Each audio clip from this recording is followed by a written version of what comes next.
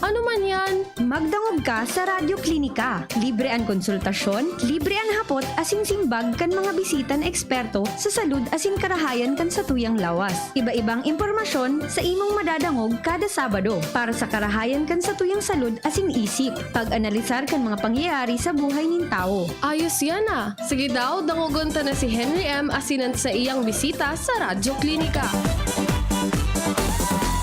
Happy birthday po kay Kian Christopher Pasimio.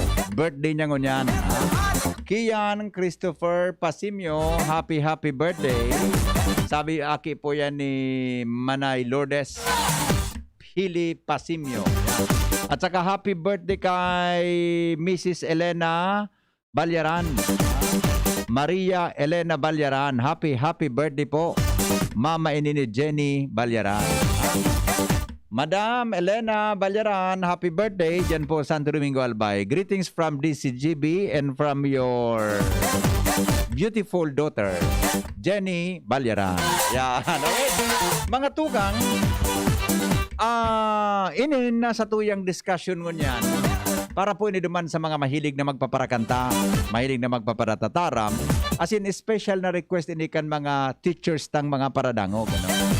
Tangunyam pala na maski ngayon naka-online classes kita sa college baga may mga virtual classes. Ang mga teachers ta nag-exert mangyari ki effort sa pagtaram as in delivery kan sa indang boses.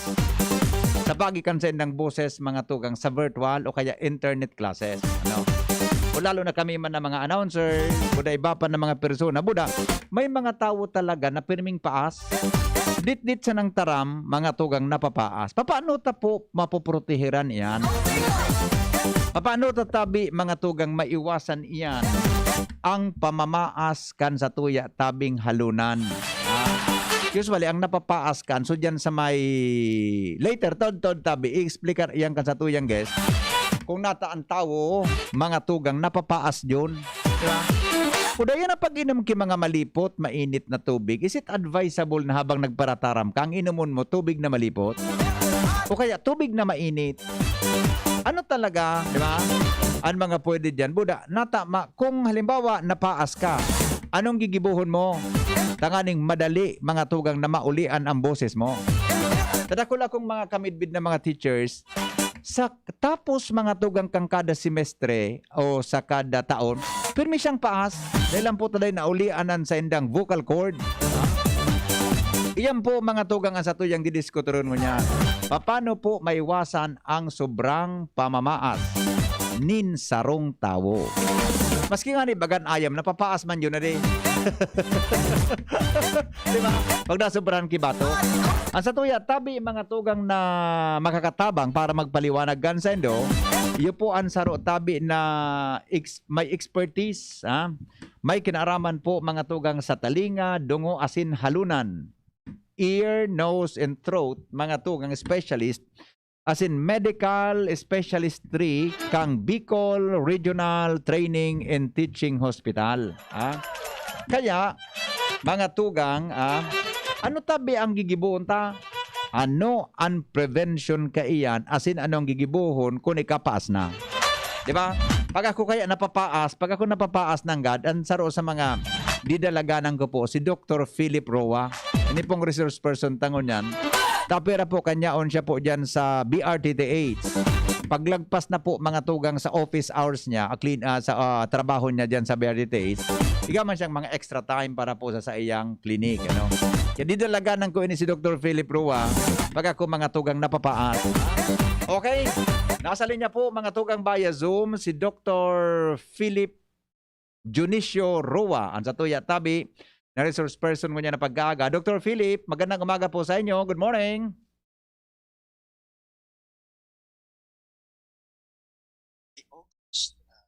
Wal ng wika.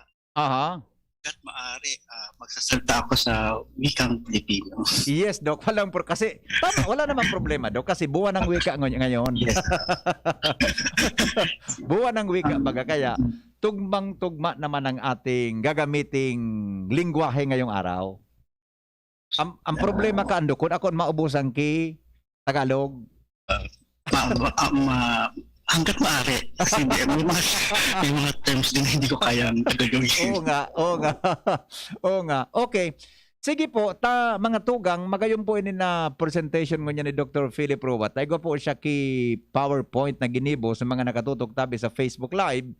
Kuda po, mas masasabutan man kan mga nakadangog sa radyo. Kaya, pagkatapos po kan sa iyang discussion niya na pagkaaga, sa mga hapot po nindo, pwede pong i-text sa 0928-777-5548 o kaya sa 0995-398-1813 para po sa sendong mga clarification. Okay? Para po makapuuna kita mga tugang kan sa tuyang informasyon sa tuyang mga parantabay. Yan na po si Dr. Philip Rowa. Dr. Philip, go ahead po, graray, and good morning, graray sa imo.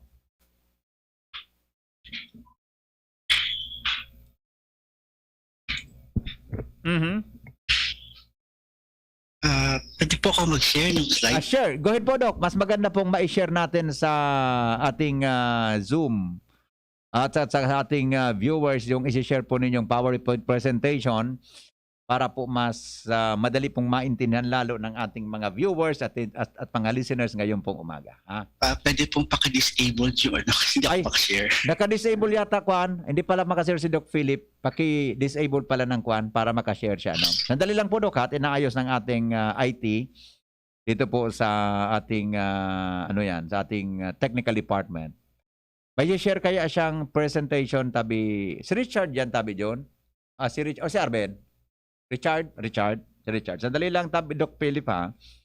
Sandali lang po mga tugang pasabuton mo ako Chard ko na okay na tabi naka-disable na para makashare si Dr. Philip. Okay, sige po. So mga may hapot kung how to protect our vocal cords, ang ating lalamunan para po magandang ating boses. Ito po ang pinakahintay nating pagkakataon. Lalo na po may ngunyan baga sa college, nagpuuna ang klase. 'Di ba? Sa mga elementary, siguro September pa, at least we have an advance information, mga tugang para po sa tuyaga. So, okay na tabi, Chard? Naka-disable na, pwede na siyang mag-share. Okay, Doc Philip, go ahead po. Good morning again.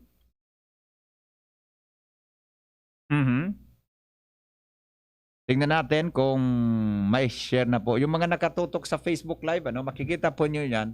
Ayan. Okay, yun. Okay, very good. Caring for the professional voice. Wow!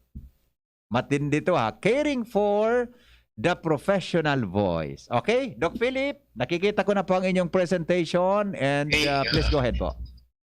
Ulit, magandang umaga sa lahat na nakikinig sa programa ng DCGB. So, sa ngayon, pag-uusapan natin is all about yung boses. Paano natin pangalagaan natin ang ating boses, especially professional voice.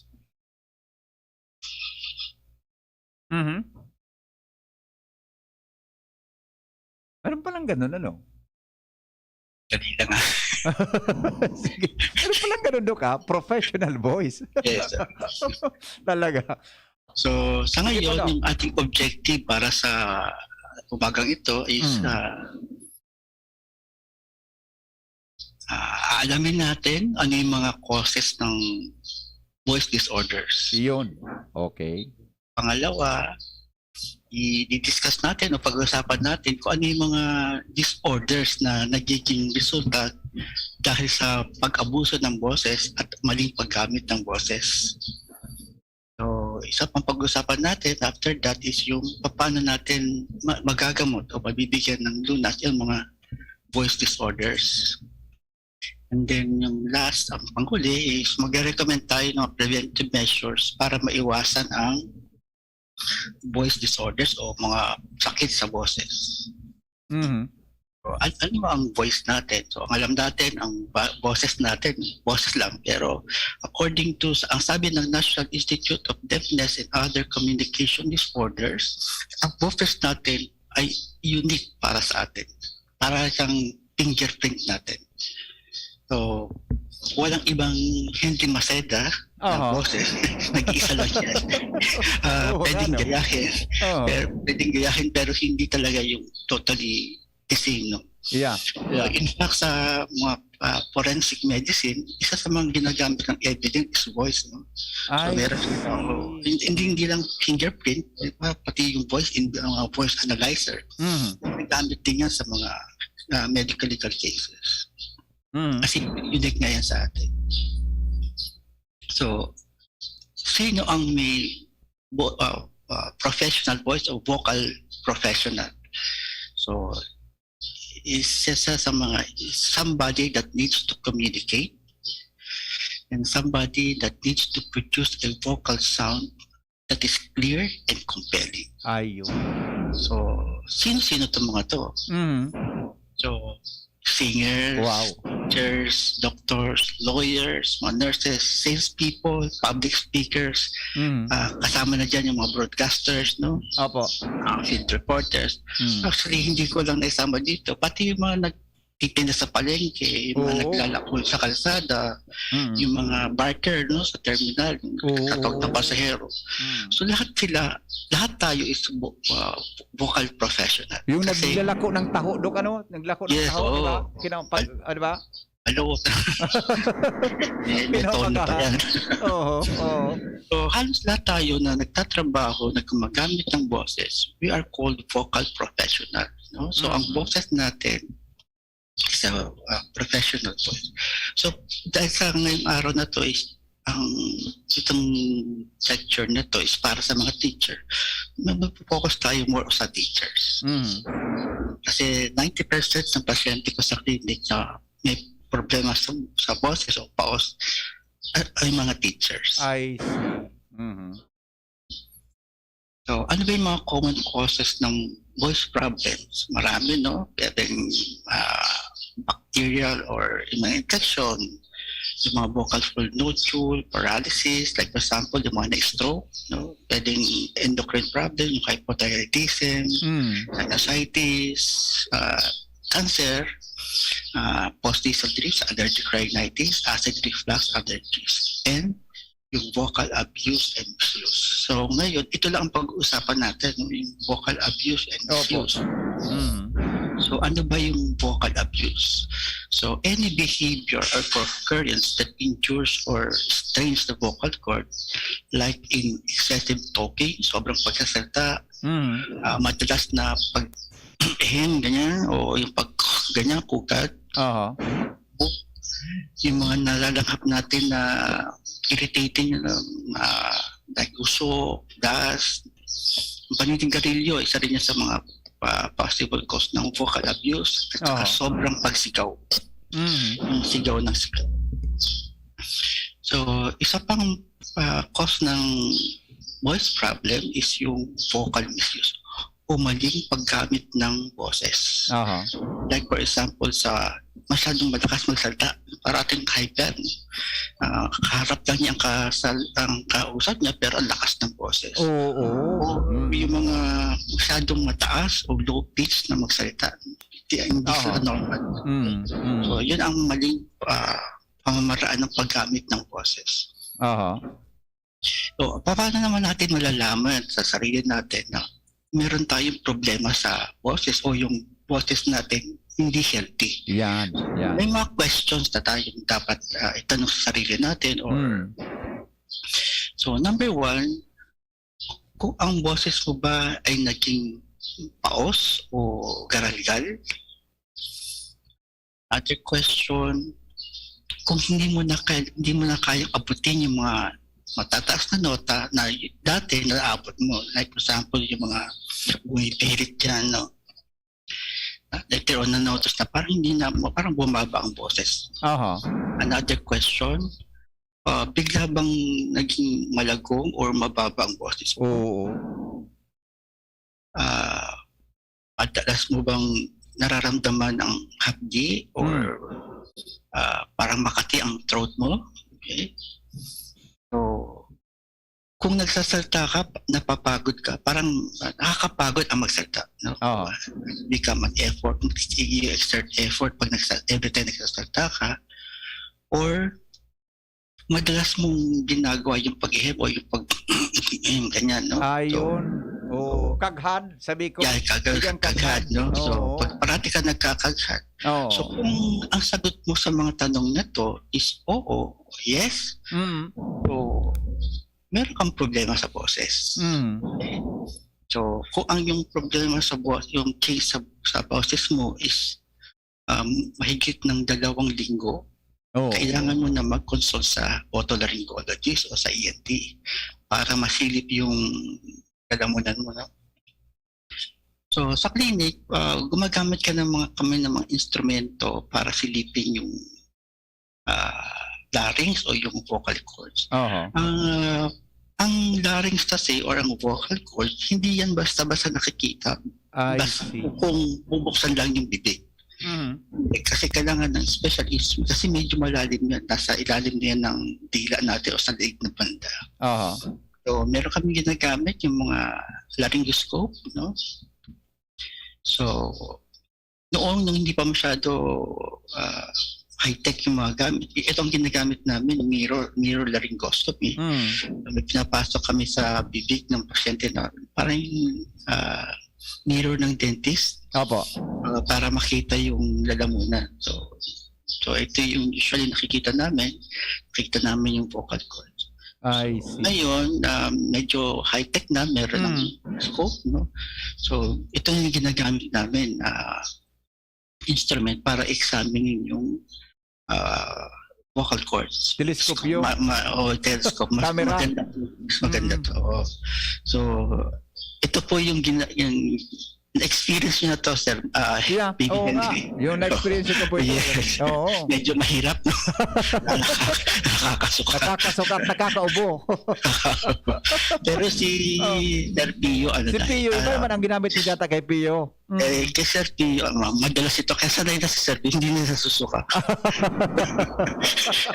Oo nga. alam na. Oo nga. At saka di ba binubunot yung dila, di ba? Binubunot yung kaunti. Makikita nyo sa drawing, yung pasyente hawak-hawak yung dila.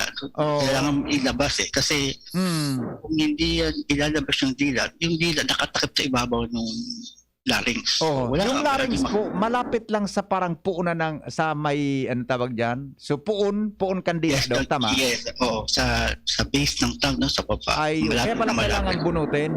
Kasi hindi mo makikita kung nakakatakip yung dila. I see. Okay. So sa mga Hmm. live streaming, makikita nyo doon sa picture, yung sa Oo. right side, Hmm.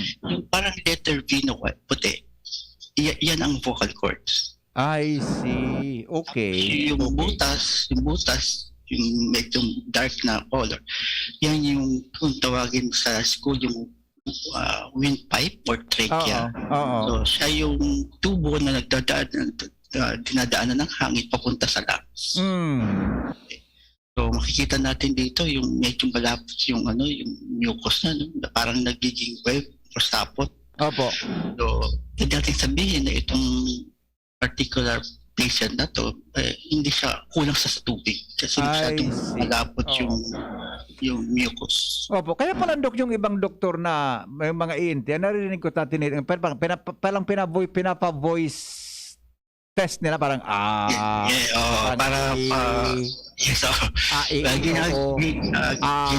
parang ganon. Ginagawa namin yun para makita namin yung vocal cords na gumagalaw. I see. Kasi pag ang kwan mo, ang gagawin mo, gumagalaw yung, pag sinilip mo, gumagalaw ang vocal cords, tama? Gumagalaw yan, nag-open siya, nag-close. So, para gumalaw siya, kailangan kasi every time tayo nagsasalita or gumagawa ng boses, yung vocal cords natin nagsasara yan, nagtitikit yan. I see. Okay. Sige po, Doc. Go ahead. So, kung dito sa picture ito, makikita mo, nakabukas yung vocal cords, ibig sabihin nito, ang pasyente humihinga. Ayan. So, pag nag-i or naggumawa nag-sound ang pasyente, yung dalawang vocal cords, nagdidikit yan sa gitna. So, nagsasara yan. Dok, ito ba, dinadaanan ba ito ng kwan, ng pagkain habang tayo ay ano tawag dyan? Naghahalon ipagkaon? Magandang tanong yan, no? So, ang daanan ng pagkain at saka daanan ng hangin is hiwalay po yan. I see. So, Okay. yung vocal cords, ang pinaka-major function niyan is Mm. protektahan niya yung trachea or yung lungs Oo. na pusukin ng kahit anong laway, pagkain, tubig, no? Kasi delikado yun, nakakamatay yun kung ang pagkain or laway o tubig Oo. pumasok sa larynx to papunta sa lungs. I see. May mga pwedeng mamatay tayo. Mhm. Kasi dyan sa trachea or sa larynx, Oo. walang dapat dumaan dyan kundi hangin. Hangin lang. So pag may dumaan na iba, pwedeng magka-problema tao hanggang pwedeng mamatay ang isang tao. Lalo na Kasi pag na-block yung nasasamid daan tayo. ng hangin. Nasasamid. Yes. Kaya sasamid. So pag nasamid tayo, ibig sabihin yung tubig o pagkain nakapasok dyan sa larynx natin, papunta sa I see. Pero since, especially kung mga bata pa, maganda pa yung calf reflex, naiubo nila, naiubo yan, ilalabas. Opo. Pero sa mga elderly na medyo mahina na yung calf reflex nila, Aha. yung mga na-aspirate nilang tubig o Oh. laway o pagkain, nakakadiretso sa lungs. Ayun. Yun ang nagiging cause ng problema. And Yeah. sometimes, nagiging cause ng kamatayan. Mm. Opo. Kaya importante ang larynx, ang Yeah. vocal. Yes. Okay. Sige po, Doc. Go. Ano naman yung mga disorders na pwedeng magsuta dahil sa vocal abuse or misuse, no? So, meron laryngitis, so vocal cord nodule, vocal cord polyp, and contact ulcer. So, ano ba yung laryngitis? Laryngitis is just a pamamaga ng larynx. So, makikita mo sa picture, yung letter V na yan, yung sa unang picture maputi, ngayon mapula siya, tsaka bilog na bilog, namamaga. Oh. So, ito yung laryngitis. I see. Okay. Ano ba yung mga causes ng laryngitis? Mm. Sobrang gamit ng boses, pwede siyang maging infection dahil sa virus o bacteria, pwedeng meron tayong nalanghap na masamang yung nakaka-irritate, at saka acid reflux. Yun.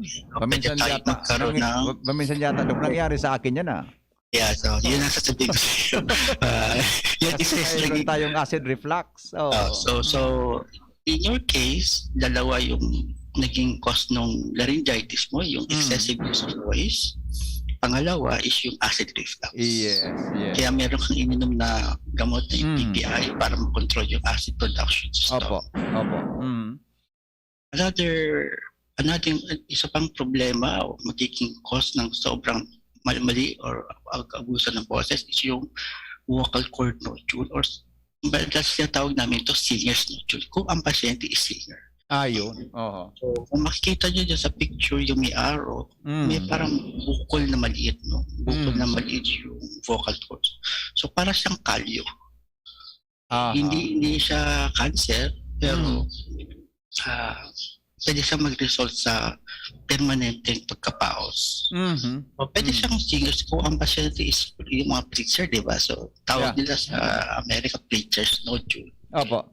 So basically, hindi siya cancer, ulitin ko, hindi siya cancerous, pero para lang siyang kalyo. Pero pag nagkaroon ng nodule, hindi na siya magagamot o matutunaw na kahit anong gamot. I see. So pagka ganito, inooperahan na yan. I see. Okay. So vocal cord polyp, similar din siya sa nodule pero sa isang side lang. Yung nodule kasi pares sila eh. Right and left meron. Ito, polyp, ano lang siya, isa lang siya. Pero gaya nung vocal cord polyp ng vocal cord nodule, ino-opera din ito. Yan siya kayang tunawin ng mga gamot. Contact ulcer, ito common sa mga, like for example sa mga military, nagbibigay ng command na nilalakas nila yung boses, no? Nilalakas at nilalakihan na yung boses. So ito yung usual na nagiging problema nila, contact ulcers. Yeah. Yung mga nagmo-modulate pala, Doc, ng boses, medyo kung pala yun, ano? Medyo may problema pala yun, yung mga mahilig mag-modulate, ano?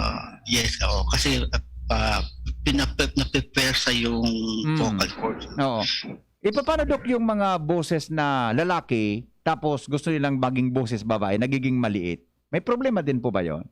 Problema din yun. Kasi pag gano'n, itataas mo yung pitch ng boses mo. No. Ang ano yan is, masyado mong ini-stretch yung vocal cords. Ang vocal cords kasi para siyang goma. Stretchable yan. Ayun. So, para tumaas ang boses natin, babanatin mo siya. Okay. Kung babanatin mo siya yung beyond sa normal capacity ng vocal cords mo, magkakaproblema ka talaga. Ayun. Okay. Sige po, Dok. Go. So, ano naman yung mga paano natin gagamutin, no? Yung mga voice disorders na ito. Unang-una sa lahat, dapat maalaman natin kung ano yung mga risk factors o ano yung mga nagkukos ng problema. And dapat iwasan natin, alisin natin yan. Okay? So, like for example, sa mga teacher, kung ang problem nila is voice overuse, so kailangan nilang i-correct yung problem na yun. Ayun. Siyempre, meron kaming medical management. Pag nagpunta ng pasyente sa amin, nagbibigay kami ng mga gamot. No? Like for example, yung PPI, yung pag-control ng acid sa stomach, at saka steroids para sa inflammation ng lari. Ito yung, P.P. Henry, ito yung gamot na binigay ko sa iyo. Ayun, nga pala, no. Yung spray, di ba, Dok? Spray? At saka yung oral. May oral pa eh. Oo. Kaya pala ang bilis no na. Ang bilis na makarecover ng boses ko. Gusto ko nga bigyan yan si Mrs. eh.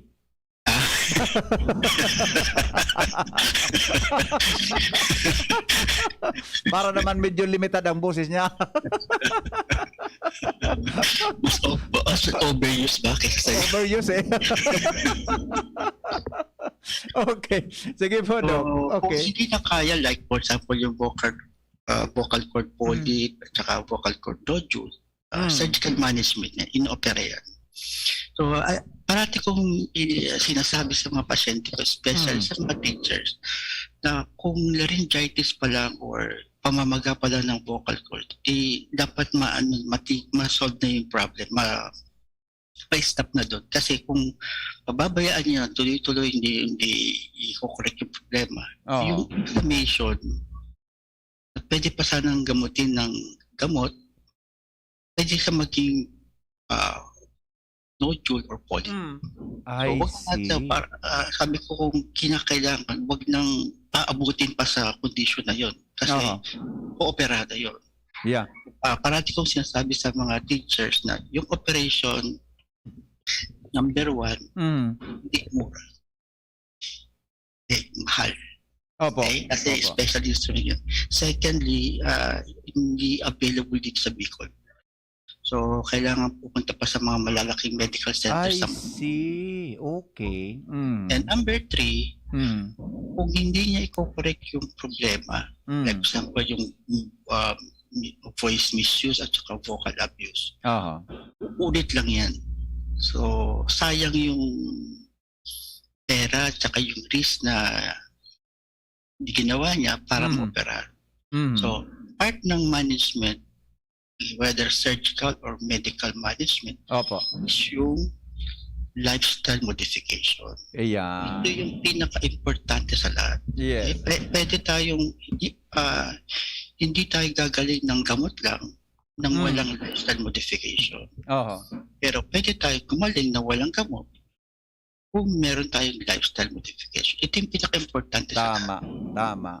Ito yung pinaka-effective na treatment, pinakamura kasi libre yan. Pero pinakamahirap gawin. Oo nga, Dok, bakit kaya, di ba? Bakit kaya? Libre. Wala kang walang gasto actually, di ba? Totoo yan. Pero nahihirapan tayong i-comply ang mga ganong requirements.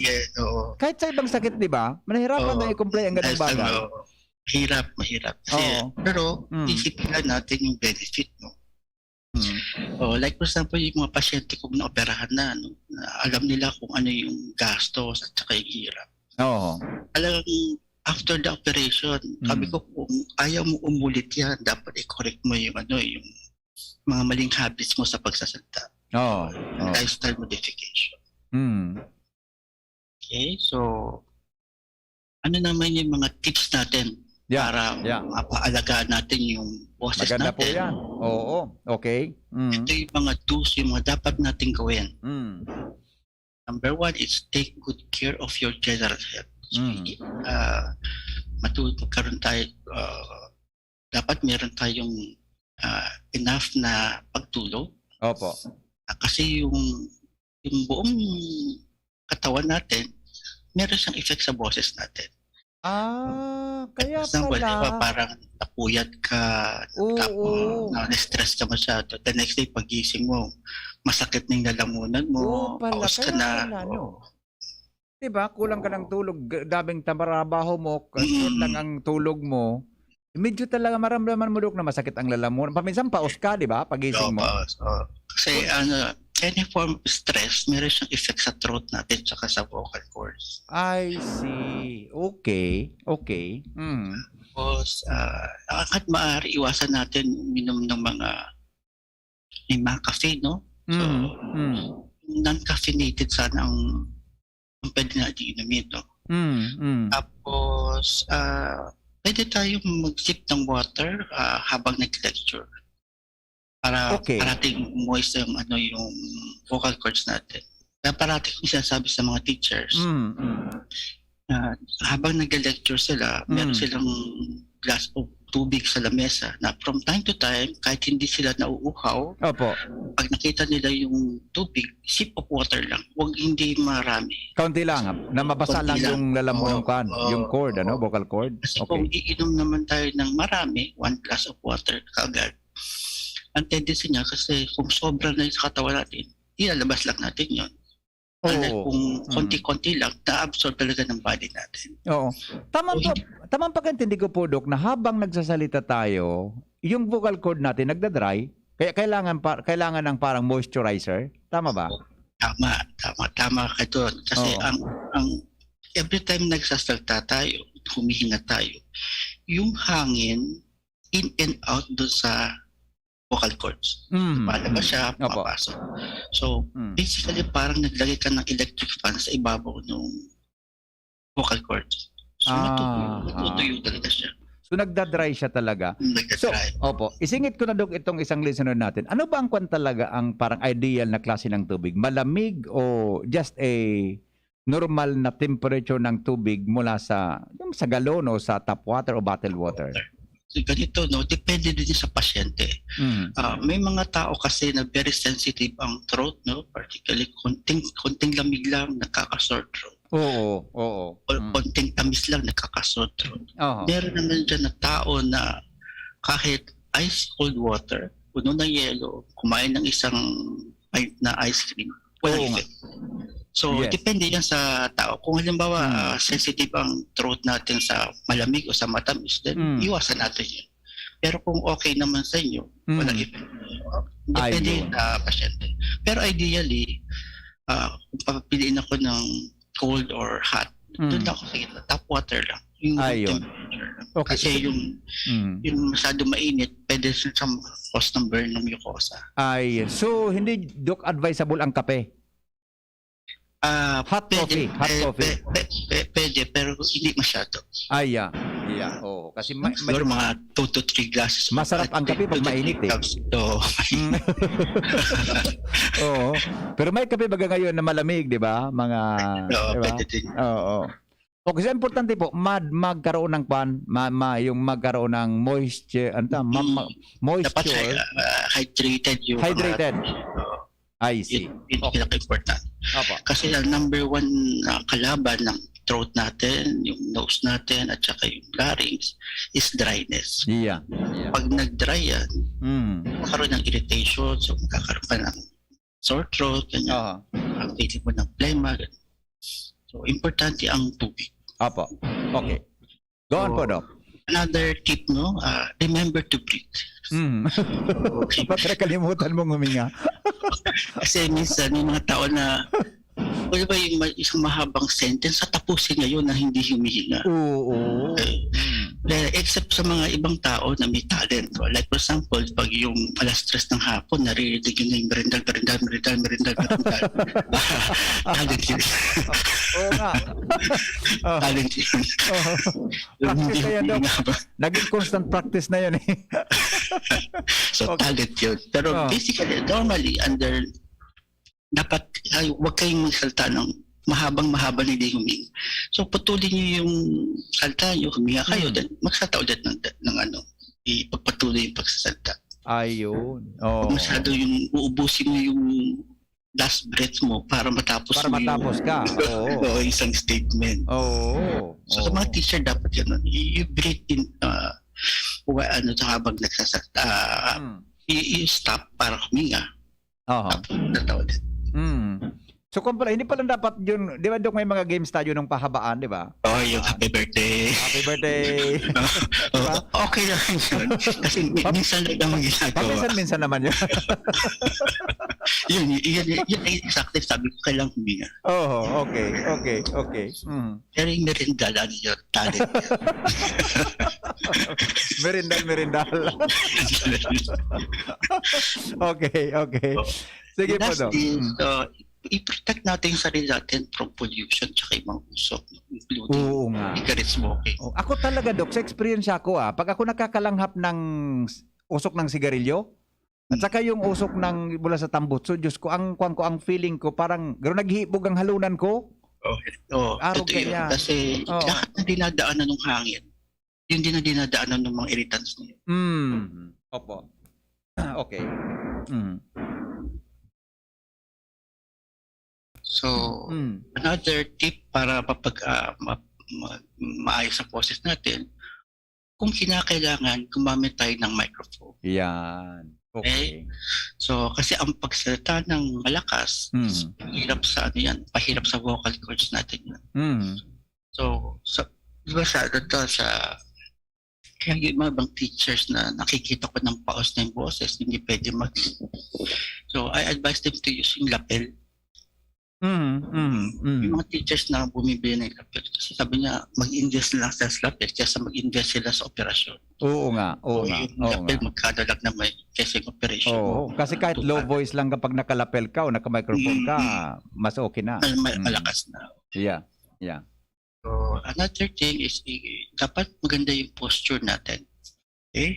So, Okay. Relax ang shoulders natin, relax ang leeg. And then, i-straight natin yung neck at saka yung throat. Loose lang. Okay?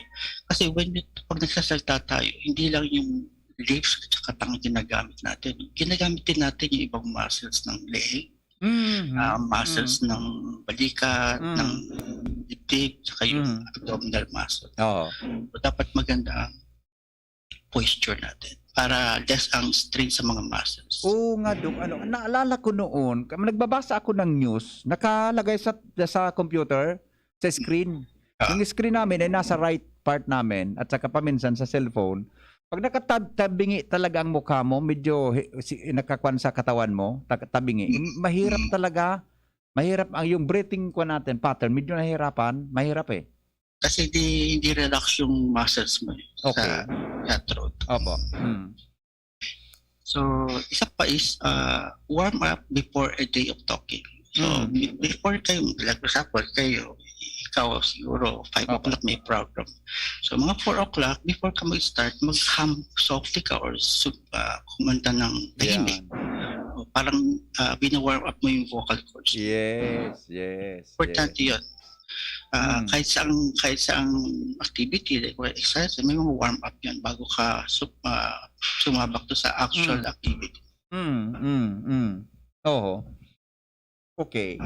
And then, pinakalas, ulitin ko ulit, minom ng maraming tubig. Tubig talaga, Tubig talaga. Kasi wala, except sa mga may mga kidney problems, so walang, sa normal na tao, walang limit ang tubig. Kasi kung sobra na yun sa katawan natin, ilalabas lang naman natin. Opo. Oo. Dok, may tanong dito. Ang mga nagbabasa da okupasyon, yung pabasa baga sa Holy Week, mag-aga bagang kikanta. Oo.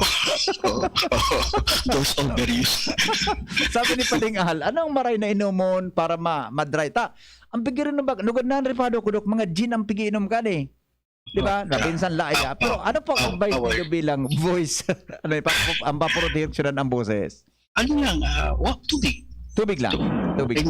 Plain na tubig. Mhm. Or soft drinks. Oo. Yung sa labat, pwede na rin. Pero mas importante kasi yung tubig. Tubig. Oh. 'Di ba? Oo.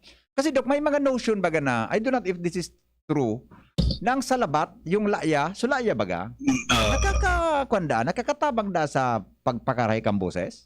Is that true po? Ganito. Pag umiinom tayo or nagka-gargle, pag umiinom tayo, yung example sa labat, no? Oh. Yung sa labat, hindi yan makakarating o hindi yan titigil sa vocal cords. Dumadaan yan sa ibabaw. Kasi di ba sabi ko, ang daanan ng hangin at saka daanan ng pagkain sa tubig, hiwalay. Yeah. So yung sa labat na ininom natin, pagdaan niya sa ibabaw ng larynx, vocal cords, papasok yan doon sa daanan ng pagkain. So hindi siguro yung effect lang ng salabat para sa parang pang soothing effect lang sa throat natin. Hindi necessarily doon sa vocal cord itself. I see. Wala siyang direct effect sa vocal cord. Apo. Yung ano lang yung parang soothe na, parang kinakalma niya yung sore throat. Yun lang. Pero hindi yun, wala effect sa boses. Yeah. Apo. Okay. Next, Doc, for the next ko natin, di ba mayroon pa tayong isang may slide ka pa, no? Susunod pa. Meron pa. Okay. After this po, babalikan po kita, yung mga don'ts naman na hindi dapat gawin natin, tayong mga tao, para po mapangalagaan ang ating boses. Makalipas lang po, Doc, ng ilang mga paalala mula po sa aming technical department.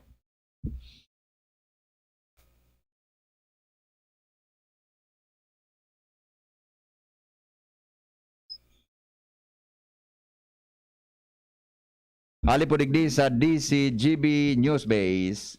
Indikasyon in makusog na koordinasyon kan Pilipinas sa Estados Unidos ang naging pagbisita kan barkong pangyera kaini sigon kay Defense Secretary Delfin Lorenzana, ini partikular na mga katabang sa isyu kan depensa asin interoperability kan duwang nasyon. Pero rin ni Lorenzana na opera sa duwang isyong ini, takul pang dara na karahayan ang pagbisita kan mga bukidikera kang Estados Unidos sa Pilipinas.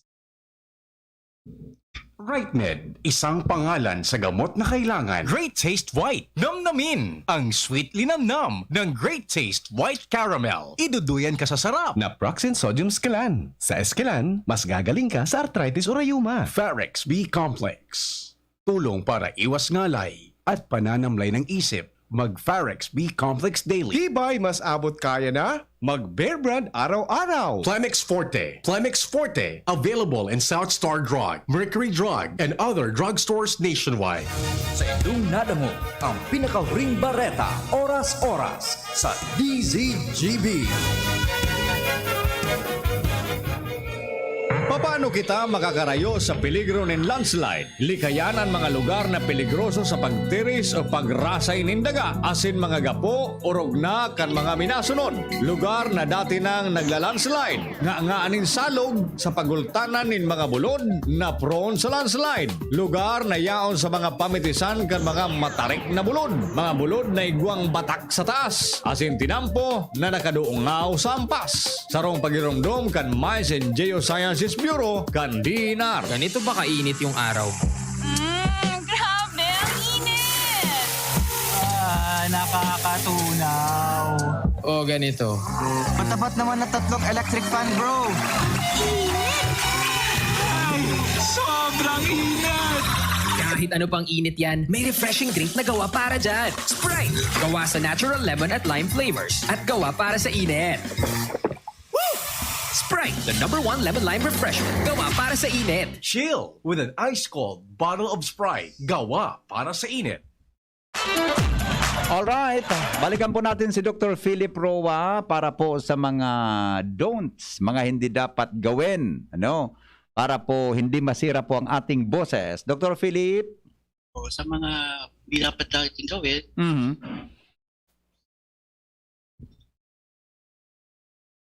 ang ating mga voice care tips ngayon. Hindi daw, yes. Go ahead po, Doc.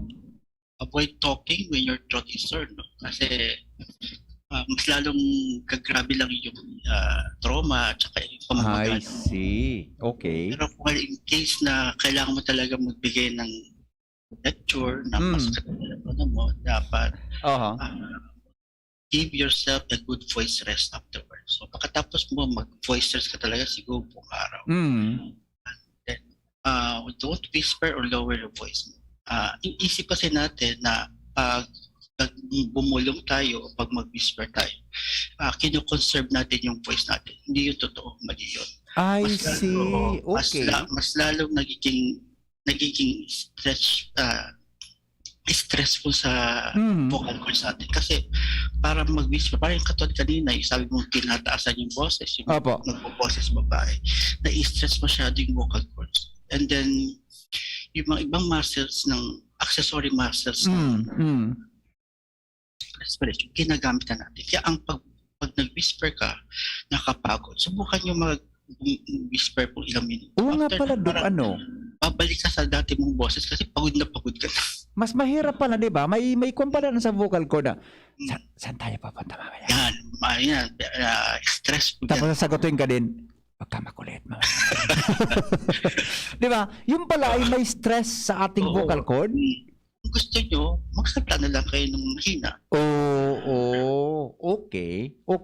Or hindi na lang magsalita. I-text na lang po, Dok, tama? Pwede rin. Text na lang. Voice rest. Voiceless. Okay, sige po. Ito yung isa sa mga pina-importante na parati kong inulit sa mga pasyente is iwasan yung yung hem. Yan. Kasi ang vocal cords natin, sabi ko gumagalaw yan. So normally, nagdidikit lang sila.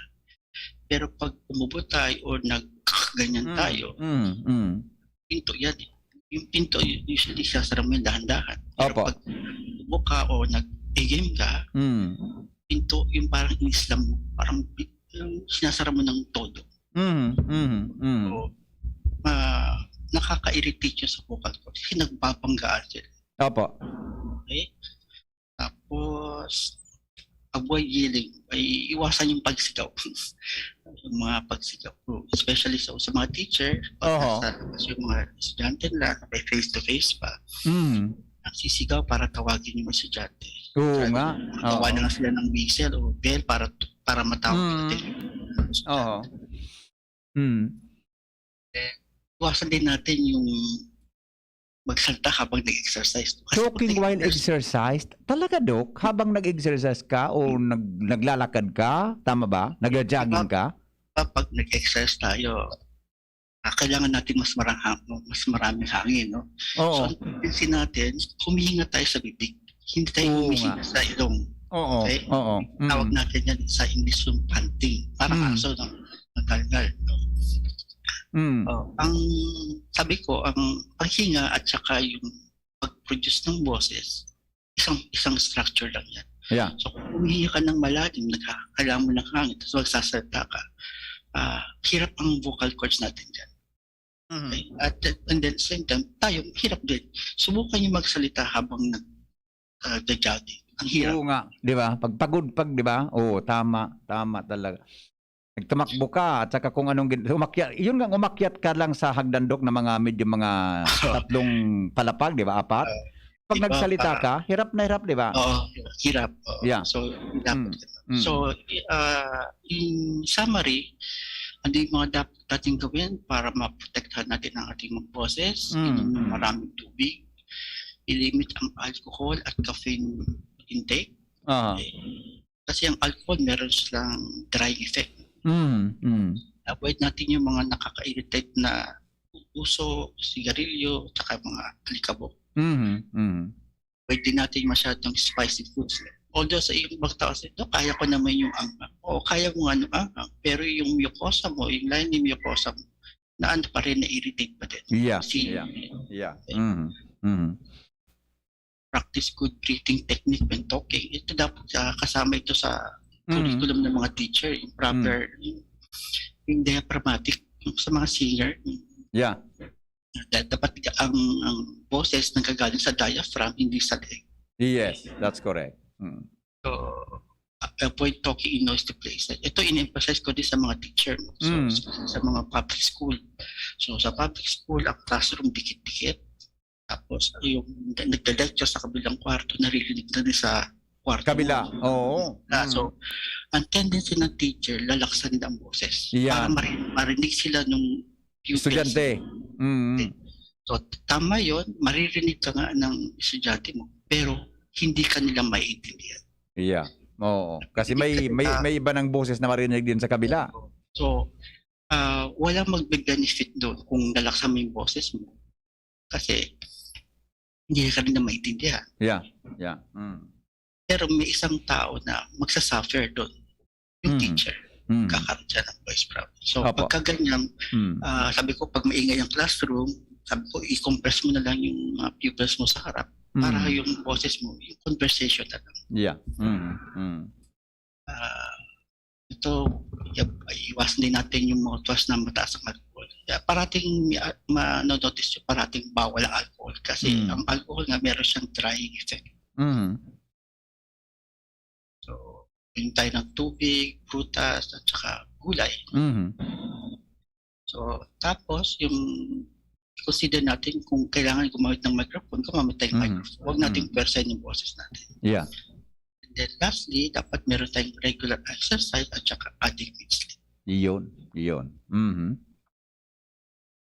So, sabi nga ni Dr. Sanford Archer, every voice is unique and is a part of how we define ourselves. Yung mananggandok, ano? Yung boses mo, ikaw yan.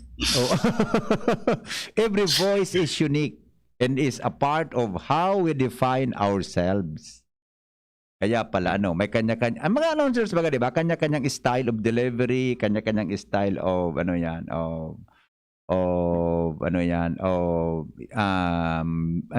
mga disc jockey, newscasting.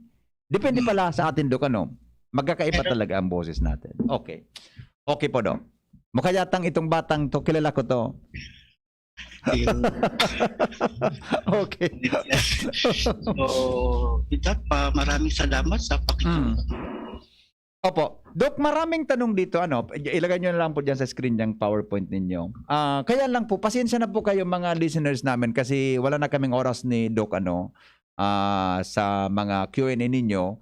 Kung may mga concerns po, Dok, aside from, di ba, pwede kayo mapuntahan sa BRTT at sa Esteves yata. Pwede bang ma-announce kung anong oras kayo pwedeng mabisita at anong mga protocols pong sinusunod ninyo sa pagpapacheck up po sa inyong clinic? Sa PRTTH, everyday meron namang ENT kasi marami kami doon. Apo. Sa clinic ko sa Esteves, Martes, Biyernes at Sabado, alas 10 umaga hanggang alas 2 ng hapon. Pero kailangan nilang dumaan doon sa triads para for screening. Oo nga. Kasi mahirap din, di ba? Magbubuka ng bibig sa harap po ninyo. Mahirap din, Mahirap din, Ganong bagay.